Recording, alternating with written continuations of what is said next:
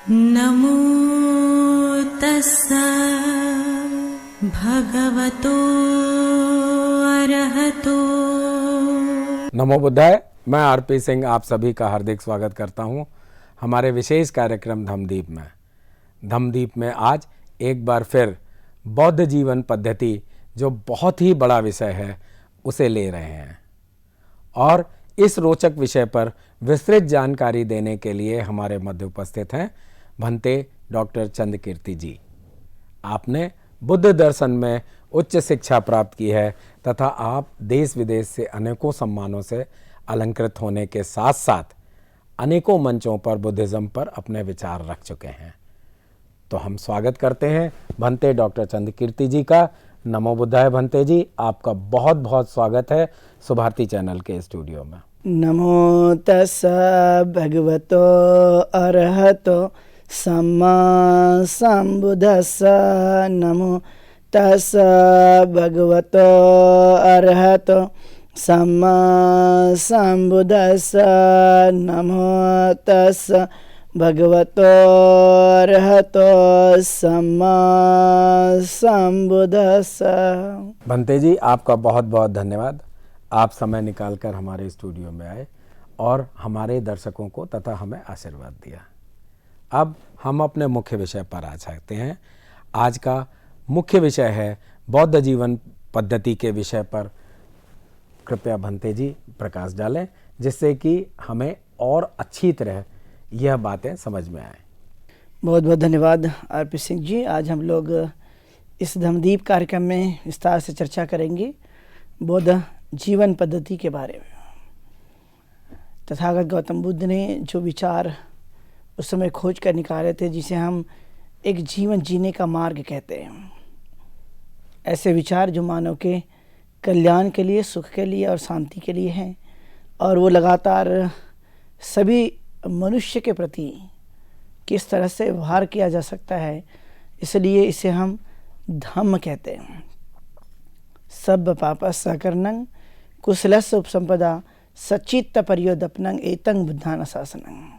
कि आखिरकार ये तथागत गौतम बुद्ध का धम्म कौन सा है। तो वो कहते हैं कि जो अकुशल है, जो पाप है, उसको बिल्कुल भी नहीं करना, लेकिन कुशल कर्म का संपादन करना, चित्त की परिशुद्धि करना, यही है बौद्धों की शिक्षा। और इसी को तथागत गौतम बुद्ध ने अपने धम्म का एक आधार बनाया है, जहाँ पर नैतिकता के मूल्यों पर जोर दिया जाता है, शील सदाचार पर जोर दिया जाता है, और यही मानव की विशेष जीवन पद्धति है। तो आपने देखा होगा कि इस जीवन पद्धति में 4 ऐसे आधार स्तंभ हैं, जिन्हें हम भिक्खु, भिक्खुनी, उपासक और उपासिका कहते हैं। 4 आधार स्तंभ जो कि समाज के प्रमुख पिलर के रूप में माने जाते हैं। तो यह जीवन पद्धति की बहुत ही सरल है और बहुत ही लोकप्रिय है।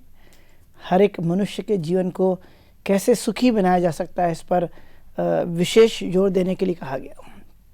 तो आप देखते हैं कि जो भिक्खु हैं उनको सील दिया गया, 227 विनय दिए गए। वो सम्यक आजीविका के आधार पर अपने जीवन को जी सकते हैं।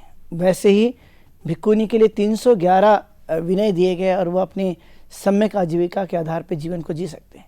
उसी तरह से जब आप देखेंगे उपासक उपासिकाओं के लिए तथागत गौतम बुद्ध ने पंचशील और अष्टशील दिया और कहा कि आपको ये आचरण करना है, इसको हमें अपने जीवन काल में उतारना है, जिससे हम सुखी और समाधानी हो सकते हैं। ये सबसे ज़्यादा प्राथमिकता रही है। धम्म का एक अल्टीमेट गोल जिसे कहा जाता है, वो है निर्वाण की प्राप्ति करना। लेकिन मनुष्य सुखी कैसे बन सकता है, ग्रस्त कैसे सुखी बन सकता है, वह भिक्खु कैसे अच्छे से जीवन यापन करके वह निर्वाण तक पहुंच सकता है, इसके लिए तथागत गौतम बुद्ध ने सबको संबोधित किया, उन्हें मार्ग बताया, और जो भी मनुष्य उस मार्ग पर चलते हैं उनका कल्याण होता है, वह ठीक तरह से जीवन को जी सकते हैं, इसकी संभावना भी उन्होंने बताई। तो आप जब देखेंगे कि यह जीवन पद्धति मनुष्य जन्म से लेकर मृत्यु दम तक इस जीवन पद्धति को कैसे अपनाता है, वह कैसे अपने जीवन को जी सकता है। तो उसके लिए यही तथागत गौतम बुद्ध ने अष्टांगिक मार्ग, जो कि भौतिक अच्छा मार्ग जिसे मध्यम मार्ग भी कहते हैं, तो यह अष्टांगिक मार्ग जो कि तथागत गौतम बुद्ध की मूल देशनाओं की एक देशना, जो कि उन्होंने सर्वप्रथम धम्म चक्र प्रवर्तन में इस देशना को दिया था, जिसे धम्म चक्र प्रवर्तन के नाम से जानते भी हैं। सम्यक दृष्टि, सम्यक संकल्प, सम्यक वाणी, सम्यक कर्म, सम्यक आजीविका, सम्यक व्यायाम, सम्यक शक्ति, सम्यक समाधि, यह अष्टांगिक मार्ग है जिसकी देशना स्वयं तथागत गौतम बुद्ध ने सभी के लिए दी और उन्हें कहा कि इसे आत्मसात करो, इसका अंगीकार करो। तो जो ग्रस्त होते हैं, तो ग्रस्त लोग आपने देखा होगा कि वह कैसे सुख हासिल करे, धन कमा करके, संतति को जन्म दे करके, अच्छे तरह से जीवन को जी करके वह खुशी मनाते हैं। बौद्ध भिक्खु भिक्खुनियाँ जो कि उनका अपना कुछ नहीं होता, तो वह समाज के विभिन्न पहलुओं पर निर्भर रहते हैं और उसी के आधार पर वह अपने जीवन को जीते हुए देखने के लिए मिलते रहते हैं। इसलिए उनके लिए यह नियम बनाया गया कि वो घर से बेघर होकर रहेंगे।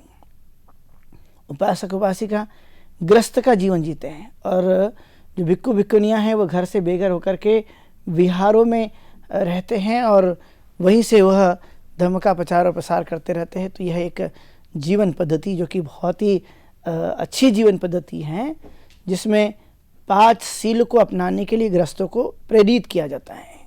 यह एक जीवन का एक आधार स्तंभ है। जब आप देखेंगे तो पाएंगे कि ये क्या है। तो जिसे पाली में कहा गया, पानाति पाता वेरमणि सिक्खापदं समादयामि, अर्थात मैं किसी भी प्राणी की हिंसा नहीं करूँगा, उसे विरत रहने की मैं शिक्षा ग्रहण करता हूँ। इन्हें संसार में जितने भी जीव हैं वो जीव सुरक्षित रहे, उनका पालन पोषण हो सके, वे अच्छी तरह से जीवन को यापन कर सके, इस पर जोर देने के लिए तथागत गौतम बुद्ध ने कहा। और इसलिए वे कहते कि हिंसा बिल्कुल भी नहीं होनी चाहिए। जिन कारणों से दुख उत्पन्न होता है वो भी हिंसा नहीं करनी चाहिए। दूसरा जिस पर उनका जोर था सील के माध्यम से, अदिन्न दाना वेरमणि सिक्खापदं समादयामि, अर्थात जो मुझे चीज़ दी नहीं गई है मैं उसे बिल्कुल भी ग्रहण नहीं करूँगा। जो मुझे दी गई है तो उसे मैं स्वेच्छा से ग्रहण करूँगा, लेकिन जो चीज़ें मुझे नहीं दी गई है, चाहे वह राजा के द्वारा हो या राजा की सामग्री हो या उनकी चीज़ हो या अलग अलग तरह से कहीं के भी व्यक्तियों से संबंधित हो, लेकिन कोई भी वस्तु को बिना दिए नहीं लूँगा, यानी चोरी नहीं करना, इसकी प्रतिज्ञा ग्रहण करता हूँ।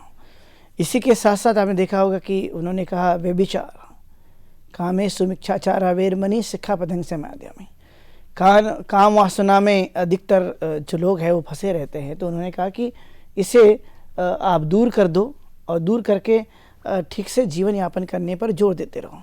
वह एक स्वाभाविक तौर पर उन्होंने बताई हुई जो बातें हैं वह हमें मनुष्य को एक नैतिक मूल्य का आचरण करने पर जोर देती है।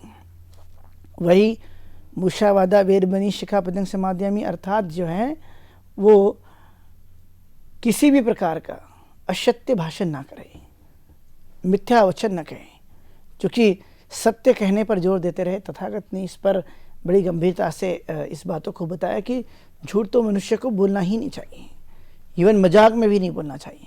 फिर अंतिम में जो कि मनुष्य के जीवन से ये जुड़ी हुई बातें हैं, आप देखेंगे सूरा मेर मज्जपमा ठाना वेरमणि सिक्खापदं समादयामि, अर्थात मैं किसी भी प्रकार की कच्ची पक्की शराब नहीं पीऊँगा, इससे दूर रहने की, विरत रहने की प्रतिज्ञा ग्रहण करता हूँ। यह समाज के नैतिक मूल्य को बढ़ावा देने के लिए, एक अच्छा इंसान बनने के लिए उन्होंने ये 5 बातें बताई जिसे हम पंचशील कहते हैं। और यह सबसे बेहतर जीवन पद्धति है जो सील का आचरण करके हम श्रेष्ठ बनते हैं। और हर एक नागरिक जो मनुष्य के रूप में जन्म लेता है वो जरूर इसको कर सकता है। और ये करने के लिए वह मनुष्य जो हैं लगातार अपने जीवन में वो बेहतर बनते चले जाता है। वैसे ही अष्टशील भी दिया गया है। खास करके लोग उसे विशेष अवसरों पर उसका आचरण करते हैं। जैसे आपने देखा कि जो अष्टमी है, अमावस्या है, पूर्णिमा है, जो महीने में 4 बार ऐसे बौद्ध त्यौहार आते हैं।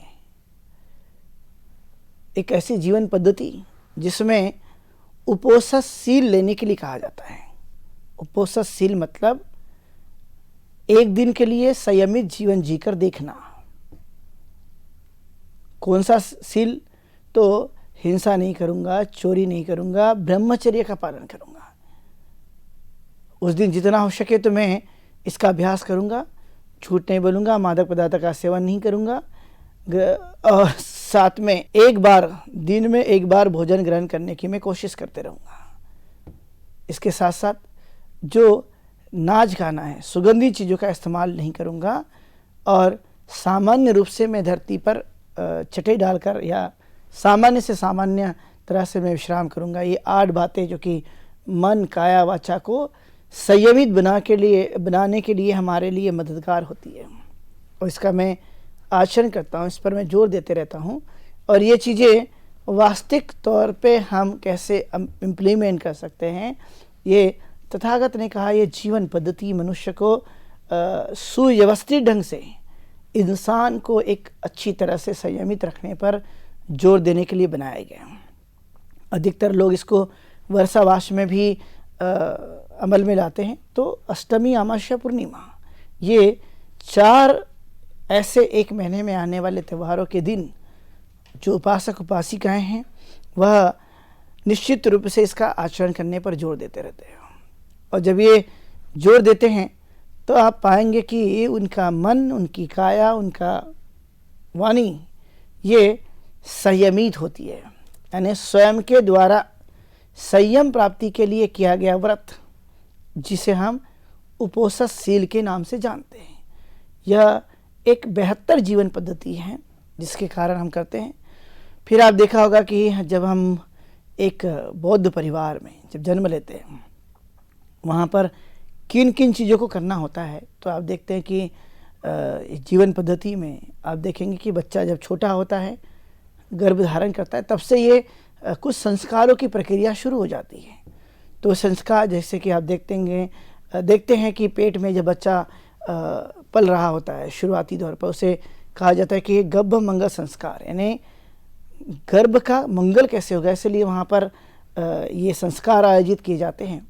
ये जीवन पद्धति जो कि हर व्यक्ति के बारे में अच्छा सोचने पर, विचार करने पर जोर दिया जाता है। तो उस समय ये करते समय जो गर्भवती महिला है उनको कहा जाता है कि एक तो सबसे अच्छा है कि वो भोजन अच्छी तरह से ग्रहण करें, पोषक तत्वों के साथ, कुछ अच्छी किताबें पढ़ें, शांति का अभ्यास करें, क्रोध न करें, मन में बुरे विचार आने न दें, उसके इर्द गिर्द घर का वातावरण शांति प्रिय बना रहें, और ध्यान साधना का कम से कम 15 से 20 मिनट का ध्यान साधना का प्रतिदिन 2 समय अभ्यास करें, और जितना हो सके तो अच्छी तरह से जीवन यापन करने पर जोर देते रहे। तो इससे बच्चों पर एक ठीक तरह से संस्कार होता है। खान पान का जिस तरह से असर होता है, उसी तरह से मनुष्य के जीवन काल में विचारों का भी एक बड़ा गहरा असर देखने के लिए मिलते रहता है। तो वो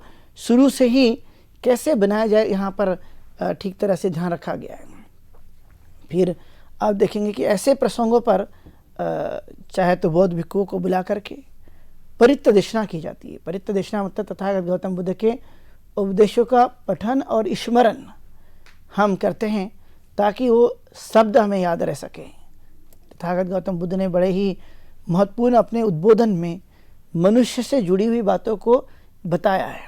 और जब हम पठन करते हैं जो कि पाली भाषा में होता है, और उस पाली भाषा को जब हम देखते हैं कि इसमें कौन सा अर्थ छिपा हुआ है, तो बहुत ही कल्याणकारी अर्थ छिपा हुआ है।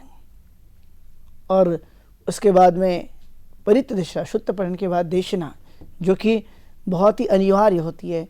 और इस तरह से हम घर के सभी लोग सफ़ेद वस्त्र धारण करके उस कार्यक्रम को हम संपन्न कराते हैं। तो ये एक जीवन पद्धति जो कि वैज्ञानिकता के आधार पर है, तर्क पर आधारित है, और जहाँ पर मानव के कल्याण के लिए एक एक पहलुओं पर विशेष बल दिया गया है और इसी समय मनुष्य को सुख प्राप्ति के लिए प्रेरित किया जाता है। इसी समय जीवित रहते समय अच्छे से वह जीवन को यापन करने के लिए उन्हें ज़्यादातर प्रोत्साहित करना और उन्हें अच्छा बनाना अत्यंत ज़रूरी होता है। इसके साथ साथ देखेंगे कि हम सब मनुष्य होने के नाते हर एक आदमी जन्म लेने के बाद उसका नामकरण किया जाता है। तो तथागत ने कहा कि मनुष्य जन्म से तो कभी महान नहीं होता, तो वह अपने कर्मों से महान होता है। तो उसके लिए कहा गया कि कम से कम जो नाम है वो अर्थ का बोध कराता हो, अच्छा हो।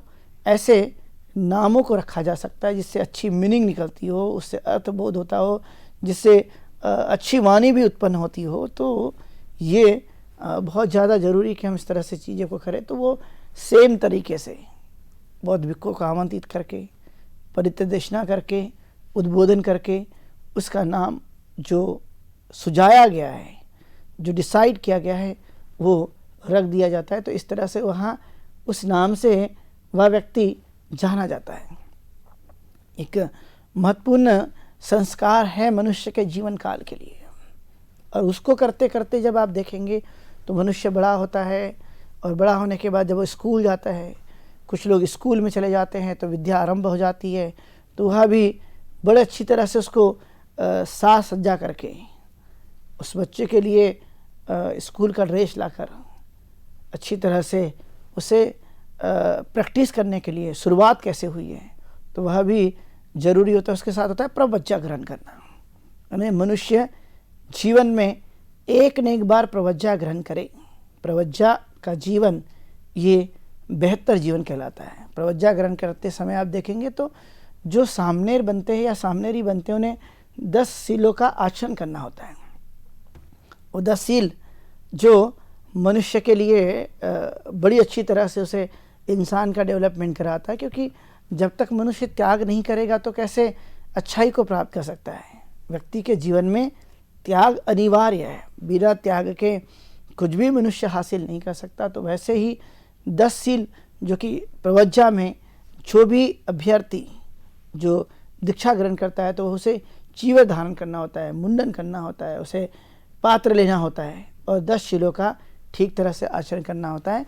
यदि ये किया गया और वह अपने जीवन को एक अच्छी तरह से डिसिप्लिन लगा करके वह उसे जीवन काल में लेते रहता है, और जब ये ले लेता है तो उसका सही मायने में उसकी प्रवज्जा हो जाती है। इसे प्रवज्जा संस्कार कहते हैं।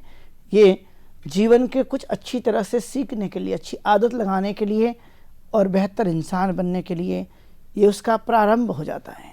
इसलिए हर एक व्यक्ति के लिए कहा जाता है कि प्रवज्जा ग्रहण करें, प्रवज्जा का जीवन जिए। प्रवज्जा का जीवन खुले आसमान की तरह का जीवन है। जब हम इस तरह से चीज़ों को करते हैं तो आप देख पाएंगे कि वह एक अच्छी आदत लगने के लिए, अच्छे संस्कार उत्पन्न करने के लिए मदद करता है। उसी तरह से आप देख पाएंगे कि जब बड़ा होता है बच्चा तो आप देखते हैं कि उसकी शादी होती है, तो एक विवाह संस्कार जो जीवन का एक भाग है।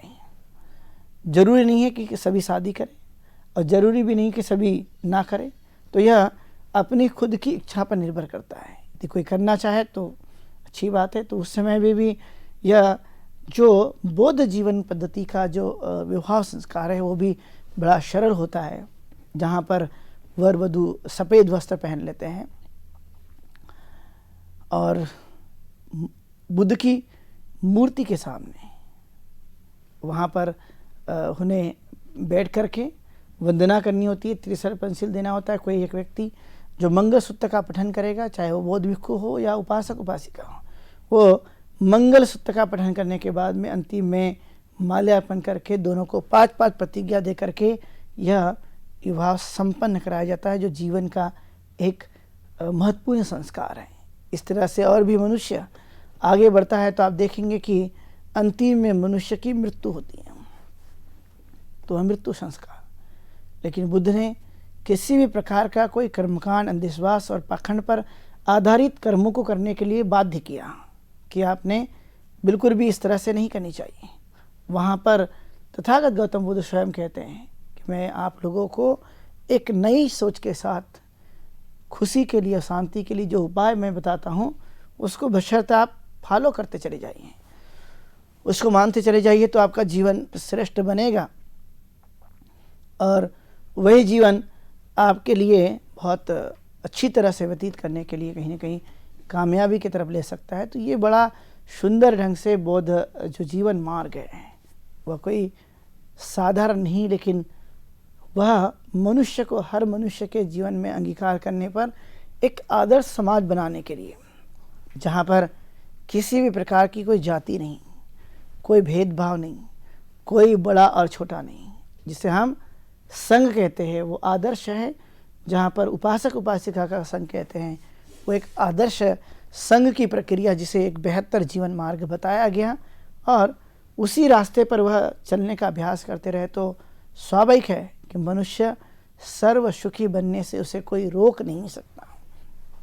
इसी जीवन में वह ज्ञानवान भी होगा और प्रज्ञावान भी होगा और सुख भी होगा और जीवन को अच्छी तरह से आगे बढ़ाने के लिए मददगार भी होगा। तो यह एक बेहतर है। इसलिए कहा गया कि बौद्ध जीवन मार्ग में हर एक मनुष्य को एक जिम्मेदारी का, एक कर्तव्य का वहन करना चाहिए। पूरी तरह से तथागत ने जिन जिन कारणों से दुख उत्पन्न होता है वही बातों के लिए उन्होंने रोक लगा दी। द्वेष मत रखो, ईर्ष्या मत रखो, लालच मत रखो, यह बिल्कुल भी मनुष्य के चित्त में उत्पन्न ना हो, इस पर ध्यान दो तो अच्छी तरह से जो जीवन है वो आगे बढ़ना शुरू रखता है और उससे सुख प्राप्ति होती रहती है। आप देखेंगे कि दानशील और भावना ये तथागत गौतम बुद्ध के जीवन पद्धति का एक आधार स्तंभ है। यानी दान देना, शील का आचरण करना और भावना का अभ्यास करना, ध्यान साधना का अभ्यास करना, चाहे वो मैत्री भावना हो, चाहे वो प्रज्ञा भावना हो, इन्हें सभी को मजबूत बनाना। जब ये मजबूत बनेगी तो स्वाभाविक है कि हमारी प्रज्ञा भी जागी, अच्छी तरह से हम जीवन को व्यापन कर सकते हैं। इस पर उन्होंने विशेष तौर पर जोर देते हुए समझाने की कोशिश की। तो बौद्ध जीवन मार्ग में अच्छा करने के लिए, कुशल करने के लिए और कुशलता का संग्रह करने के लिए हमेशा तथागत गौतम बुद्ध प्रेरित करते रहे हैं। और जब ये प्रेरित करते रहे तो स्वाभाविक तौर पर आप देखेंगे कि मनुष्य एक अच्छे इंसान के तरफ में, वह एक अच्छे व्यक्तित्व के तरफ में खुद ही निखरते चला जाता है और उसकी शक्ति ये कहीं ना कहीं उसके अपने कार्यों के करने की वजह से ही प्राप्त होती है, कहीं वह और से प्राप्त नहीं होती। और इसलिए पूरी तरह से उन्होंने अपने इस जीवन पद्धति को कहा कि यदि ये सरल भी नहीं होगी, लेकिन कठिन भी नहीं है, लेकिन बशर्ते निर्भर करता है कि आप इसका किस तरह से आचरण करते हैं। आचरण वाली पद्धति है। इसलिए इसमें कहा कि निर्वाण प्राप्ति के लिए, चित्त की पवित्रता के लिए और सद्धम्म का श्रवण करने के लिए और अपने कर्मों पर विश्वास रखने के लिए प्रेरित किया जाता है। जब ये जीवन में हम इस तरह से करते हैं तो आप पाएंगे कि वह व्यक्ति अपने आप से पवित्र बनते चले जाता है। इसलिए धर्म की जो एक विधि के तौर पर जब देखते हैं तो कहा गया कि पवित्रता इसका एक महत्वपूर्ण गुणधर्म है। जहाँ पवित्रता है वहाँ पर सादगी भरा जीवन आपको देखने के लिए मिलेगा। जहाँ अपवित्रता है वहाँ पे सादगी पूरी तरह से समाप्त होती हुई वहाँ बिल्कुल भी नहीं रहता। इसलिए ये जीवन मार्ग जो कि मनुष्य के जीवन को एक बेहतर बनाता है, वहाँ पर यही चीज़ें सिखाई गई हैं। मैं आप लोगों को कुछ महामंगल की बातें जो है वो बताऊंगा। बुद्ध ने किस तरह से जीवन पद्धति में क्या क्या करने के लिए कहा है, बड़ा तो विस्तार है, लेकिन संक्षिप्त में कुछ बातें मैं आप लोगों को बताऊंगा। कि वो कहते कि बिल्कुल भी मूर्ख की संगति मत करो। तो उन्होंने न करने के लिए कहा, लेकिन करने के लिए क्या कहा कि बुद्धिमान आदमी की, पंडितों की संगति करो, होशियार आदमी की संगति करो और वह अच्छे वातावरण में रहो। जहाँ पर उपयुक्त वातावरण होगा, जहाँ अच्छा वातावरण होगा, वहाँ पर ये आप इसको मान सकते हैं। इसी के साथ साथ उन्होंने कहा कि जितनी कलाएँ हैं, शिल्प कलाएँ, जितना ज्ञान अर्जित कर सकते हैं ज्ञान अर्जित करते रहिए और शिल्प कलाएँ सीखते रहिए, सुभाषित वाणी का प्रयोग करते रहिए और विनय का आचरण करते रहिए। जब आप ये करेंगे तो स्वाभाविक तौर पर आप देखेंगे कि मंगल की जो प्रक्रिया है वो शुरू रहती है। माता पिता की सेवा करना, पुत्र बच्चे का भरण पोषण करते रहना, ये खास करके ये बातों पर उन्होंने जोर देते हुए समझाया। दान देकर जीवन को जीना, नातेदारों का भरण पोषण करना, उनका ध्यान रखना और हर चीज़ पर संयम बना के रखना। जब हर चीज़ में संयम होता है तो दुख भी समाप्त होता है। इसके साथ साथ कहते हैं कि अच्छी चीज़ों का गौरव करो, प्रशंसा करो और उसको अप्रिशिएट करो जो बहुत ही बहुमूल्य है। शांति का अभ्यास करो, जितना हम कर सकते हैं उसको जीवन में उतार सकते हैं तो ज़रूर करना चाहिए। फिर उन्होंने कहा कि अपने मन को कभी भी कंपित होने मत दो। जब आप अपने मन को कंपित होने देंगे तो आप देख पाएंगे कि किस तरह से कंपित होकर के वह अपने मन के द्वारा हानि पहुंचाता है। इसलिए उन्होंने कहा इसके अंदर स्थिरता होना, एकाग्रता का होना बहुत ज़्यादा ज़रूरी है। ये काम आपके जीवन को बेहतर बना सकता है, अच्छे बनाए रखने पर जोर दिया जा सकता है। तो ये इस तरह का अभ्यास तथागत गौतम बुद्ध ने हर एक आदमी को जीवन में अभ्यास करने के लिए प्रेरित किया है। और उन्होंने कहा कि मेरे इस जीवन पद्धति में 3 लोगों को मैं ज़्यादातर प्रमुख स्थान मानता हूँ, बुद्ध, धम्म और संघ। ये प्रमुख आपके स्थान है, इसके अलावा और कोई नहीं। इसलिए उन्होंने 3 को एक रत्न के समान, आदर्श के समान उन्होंने मानने के लिए प्रेरित किया। इसलिए बौद्ध धर्म में आपने देखा होगा कि जब हम इस पद्धति को देखते हैं तो उसमें 3 तरह का आदर्श को हमेशा याद रखते हैं। और ये आदर्श एक उच्च किस्म का आदर्श है जो मैंने आप लोगों को बौद्ध जीवन पद्धति के बारे में आज बताया। आप सब लोगों ने इस जीवन पद्धति को सुना है। सबके प्रति ढेर सारी मंगल कामनाएं। आप सुखी हो, दीर्घायु हो, स्वस्थ रहे। बहुत शुभ मंगलम। भंते जी, एक बार आपका फिर बहुत बहुत धन्यवाद। आप अपना एक बिजी शेड्यूल में से समय निकालकर हमारे स्टूडियो में आए और हमारे दर्शकों को आशीर्वाद के साथ साथ एक विषय पर भी बहुत ही महत्वपूर्ण जानकारियां दी। इसके लिए मैं आपको एक बार फिर बहुत बहुत धन्यवाद, साधुवाद देता हूं। तो साथियों, आज समय की गति को कोई भी नहीं रोक सकता, ना पहले रोक सका, ना आज रोक सकता है, और हमें इसका पालन करते हुए आगे बढ़ना पड़ता है। इसी कारण आज मैं भंते जी से माफ़ी मांगते हुए इस प्रोग्राम को विश्राम देता हूं और फिर हम अन्य विषय, रोचक विषयों के साथ आपको विभिन्न जानकारी देने के लिए फिर उपस्थित होंगे। आप हमें अपने प्रश्न या आपके विषय में जो भी आपकी जानकारी चाहते हैं उसके विषय में हमें आप 9639010109 पर आप अपने प्रश्न भेज सकते हैं। और साथ ही आप हमें ईमेल आईडी पर भी अपना विचार, अपने प्रश्न भेज सकते हैं। हमारी ईमेल आईडी है subhartibuddha@gmail.com पर।